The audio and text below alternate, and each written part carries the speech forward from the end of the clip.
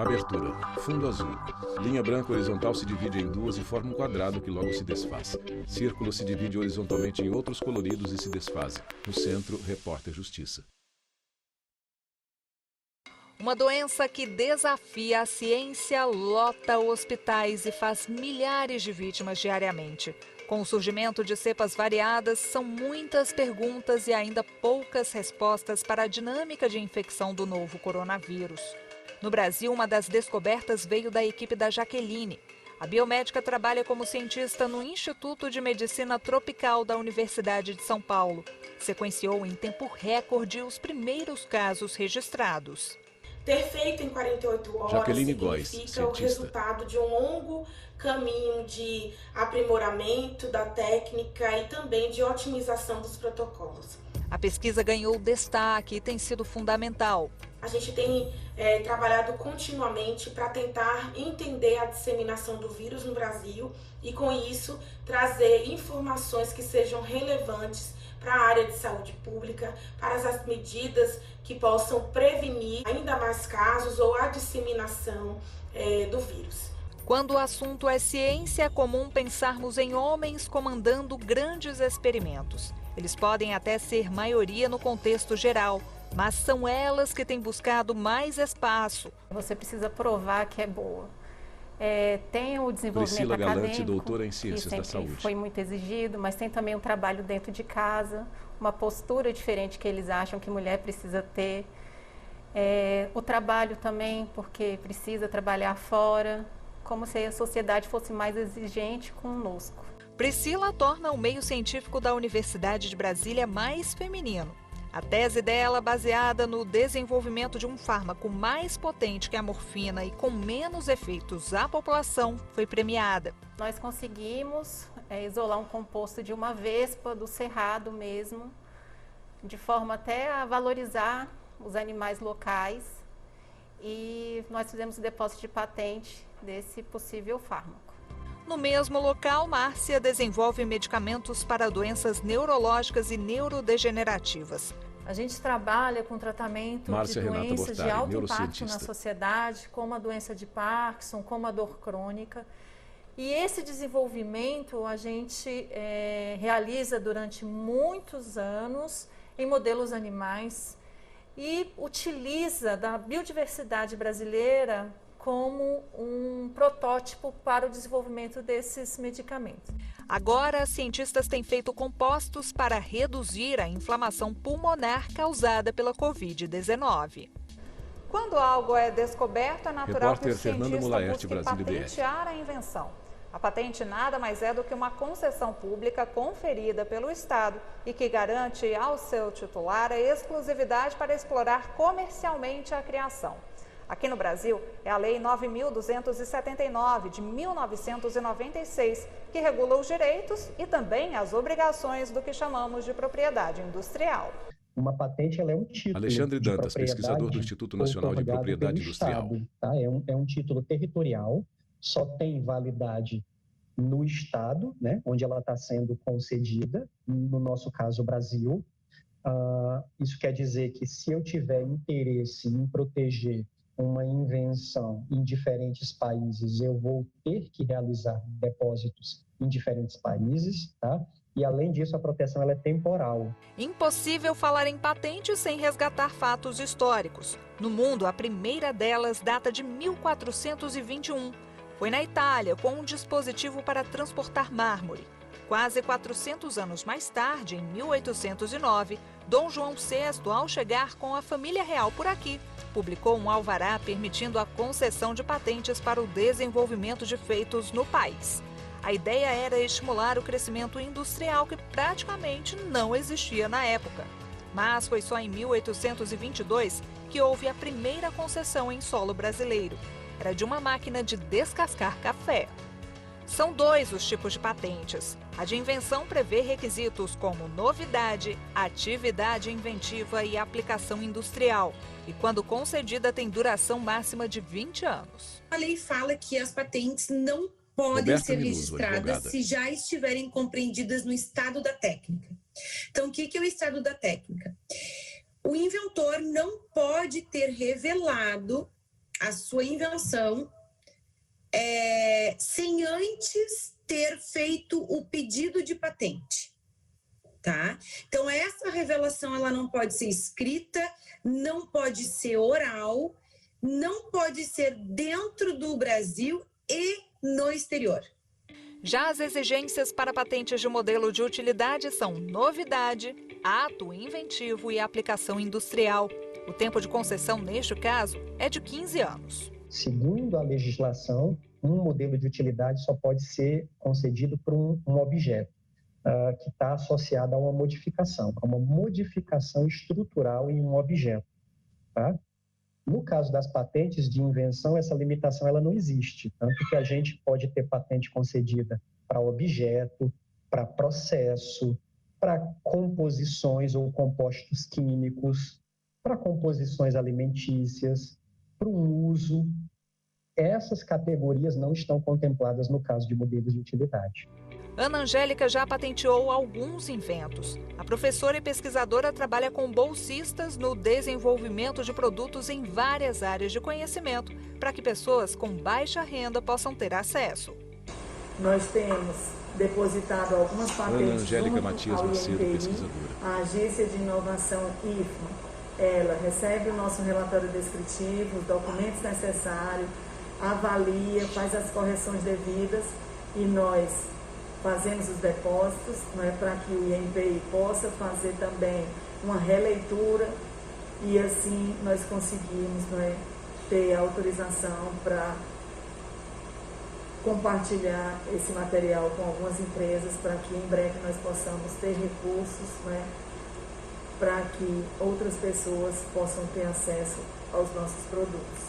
Dados da Organização Mundial de Propriedade Intelectual apontam que, na América Latina e no Caribe, 33% dos pedidos de patente foram feitos por mulheres.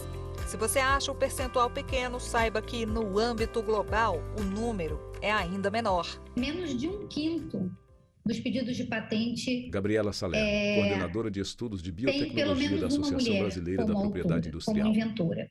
O que isso significa? Significa que mais de 80% dos pedidos de patente hoje tem apenas homens como inventores. Então, ainda é um percentual muito baixo, né?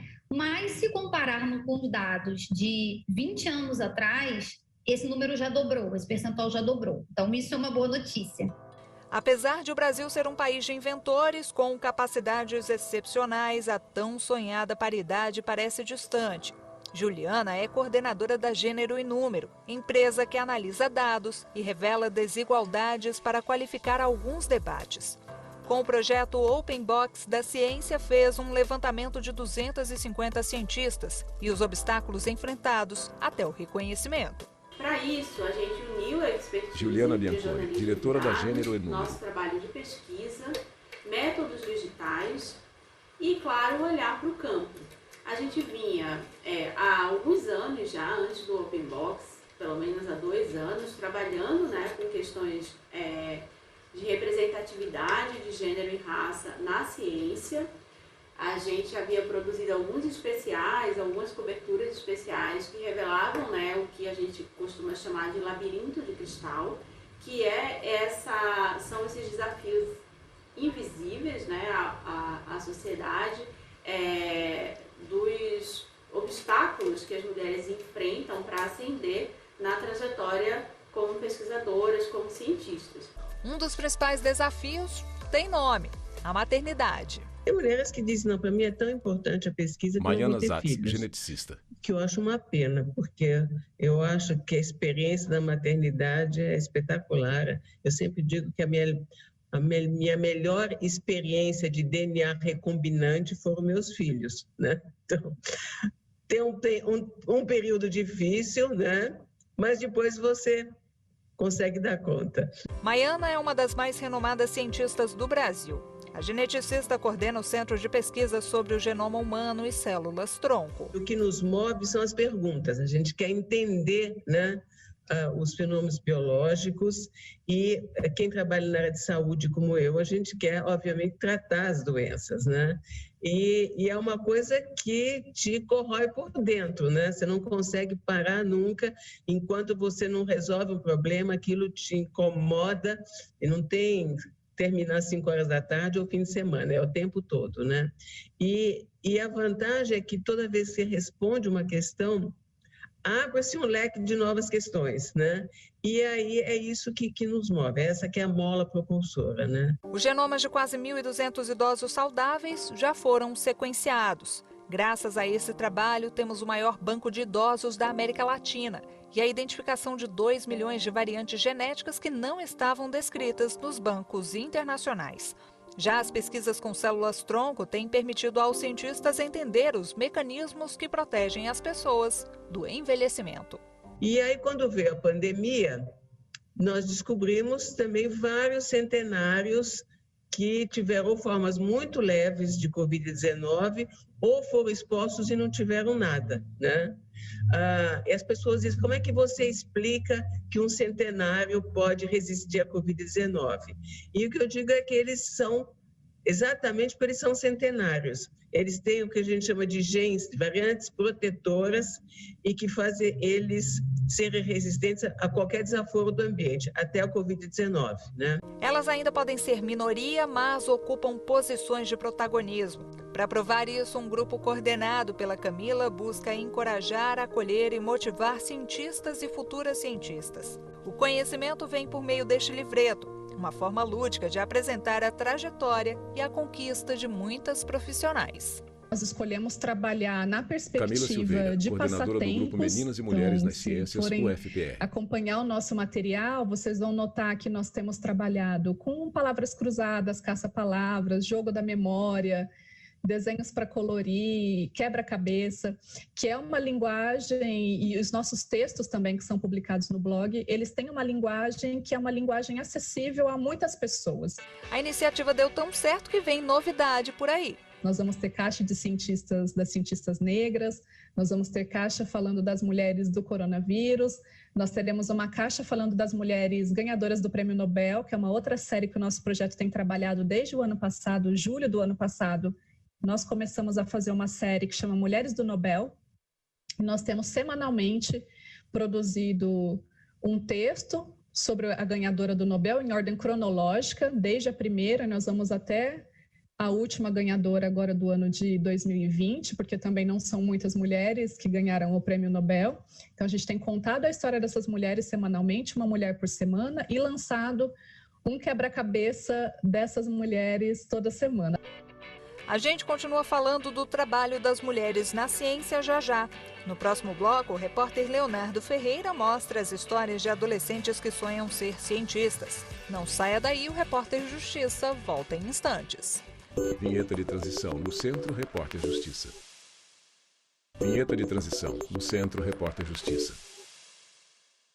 As grandes descobertas do mundo dependem de quem se debruça na pesquisa. E muito antes de uma proposta inventiva ser colocada em prática, sonhos são amadurecidos e habilidades despertadas desde cedo.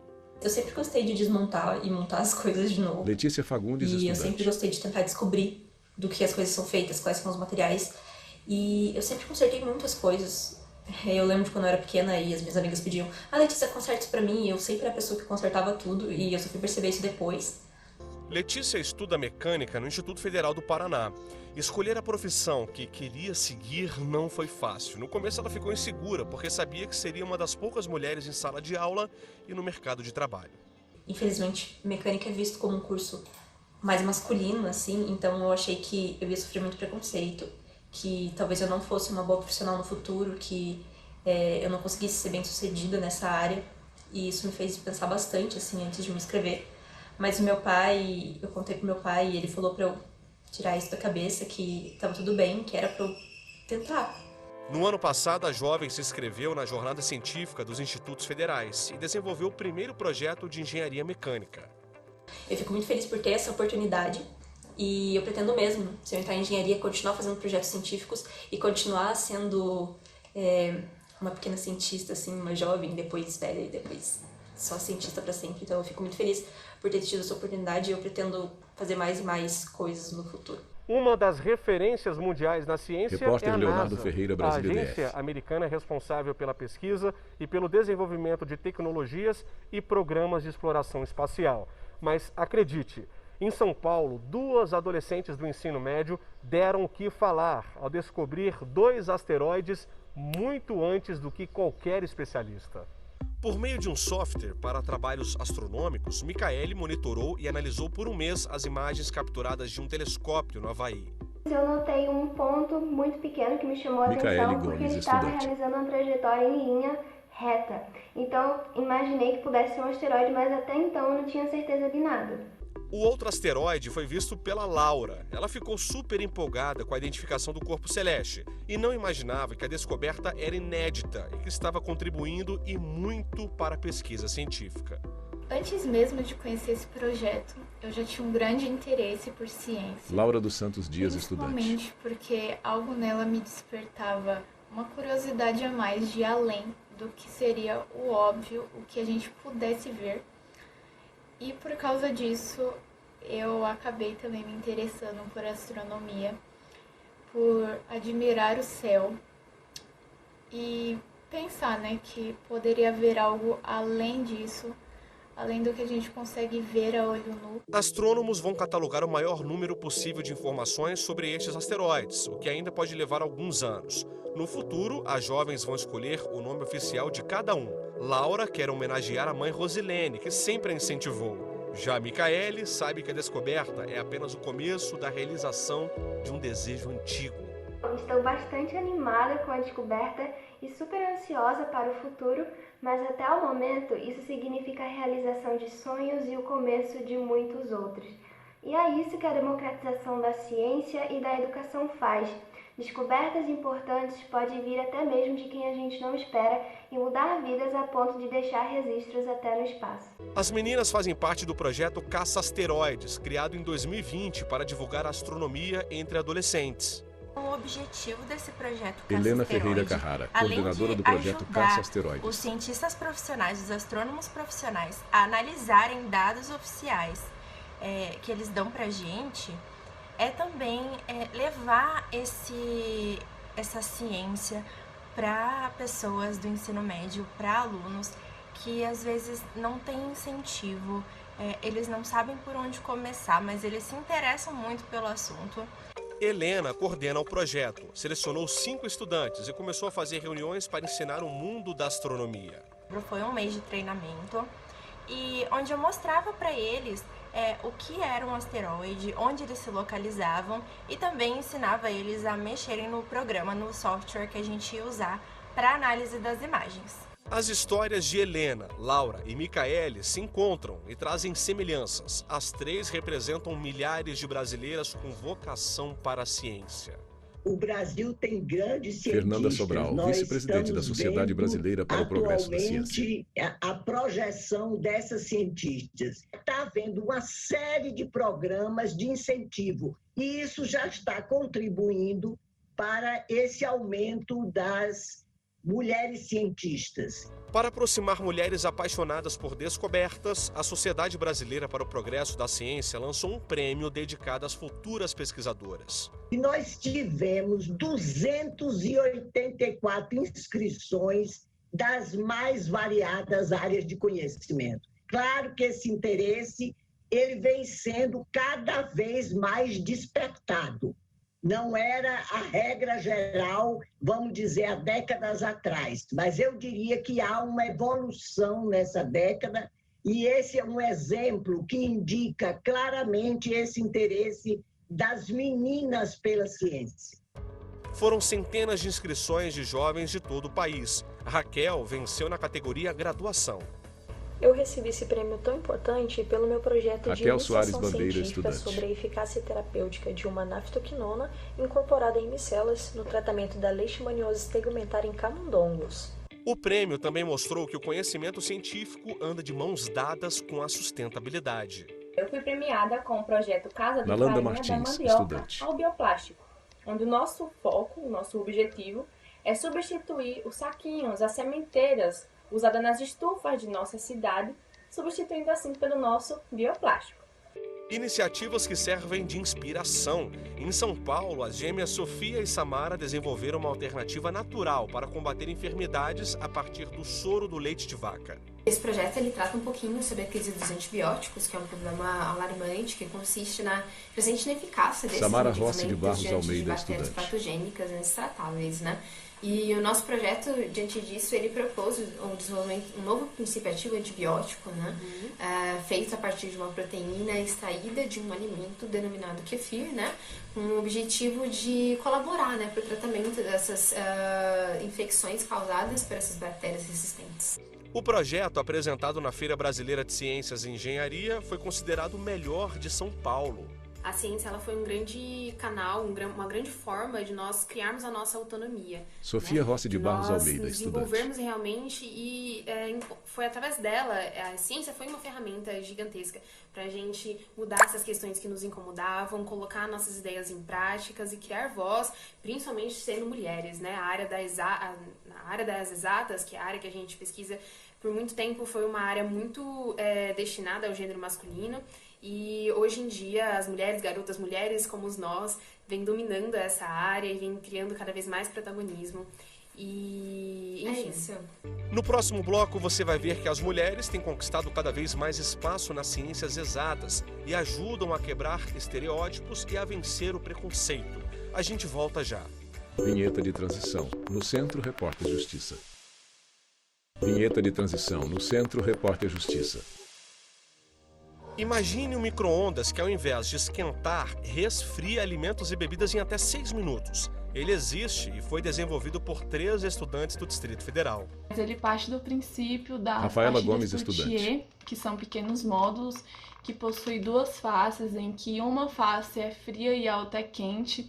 Então, a face que é fria nós deixamos em contato diretamente com a lata para que elas possam trocar calor. E com isso, o lado quente, para que não entre em equilíbrio térmico, nós acoplamos coolers de computadores. Então, o cooler de computador vai exaurir esse calor, fazendo com que o lado frio seja mais eficiente. Detalhe, na época as meninas estavam no ensino médio. O projeto foi batizado de micro-ondas ao contrário.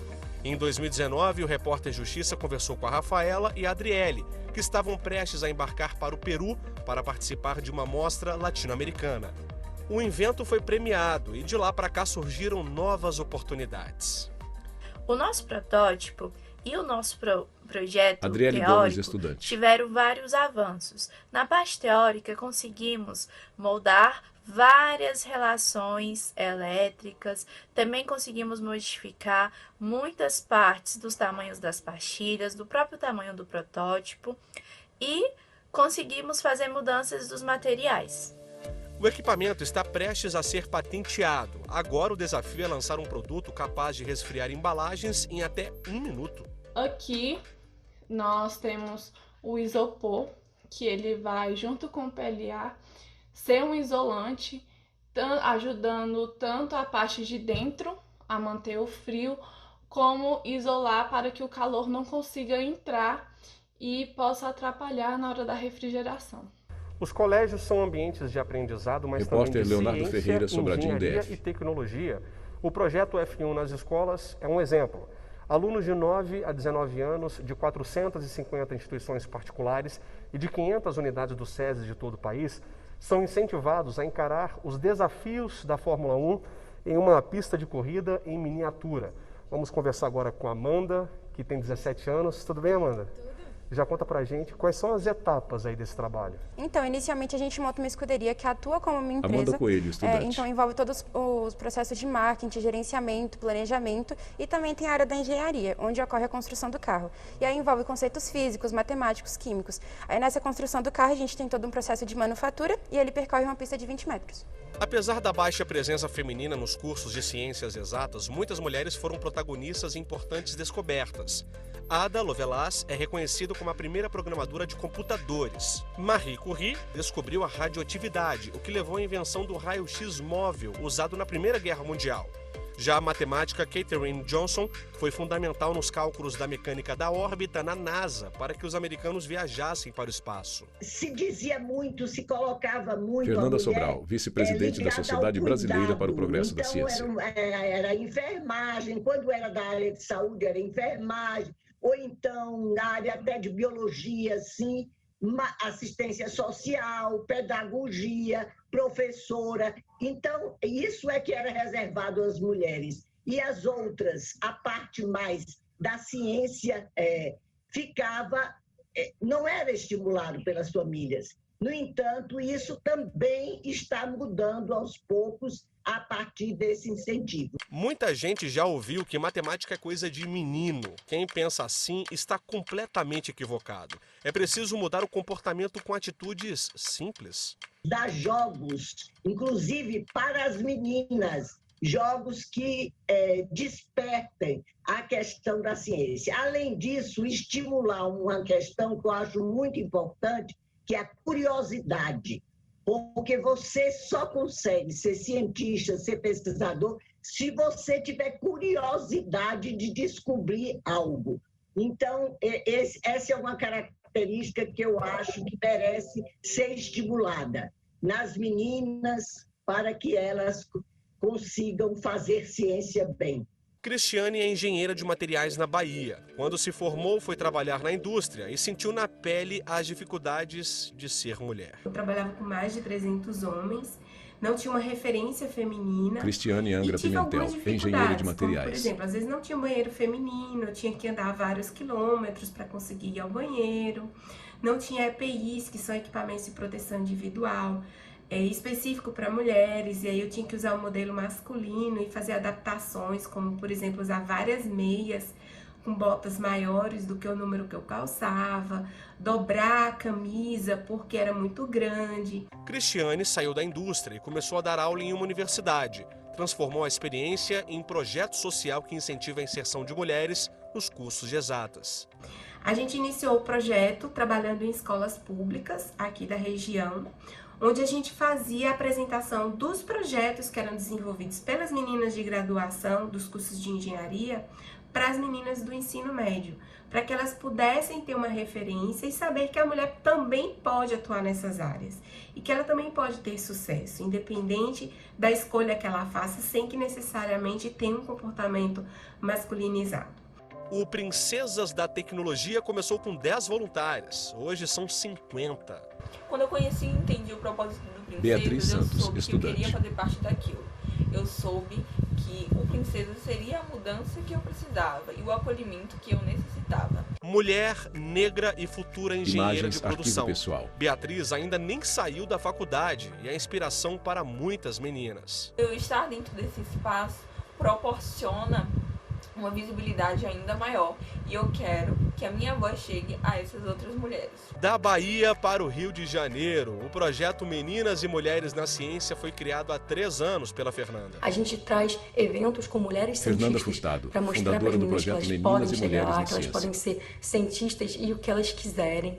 Então, o maior objetivo do nosso projeto é esse empoderamento feminino, principalmente pelas meninas adolescentes, de crianças, para que elas não cresçam colocando qualquer tipo de limitação na vida e na carreira delas. Quebrar barreiras, vencer o preconceito e conquistar mais espaço.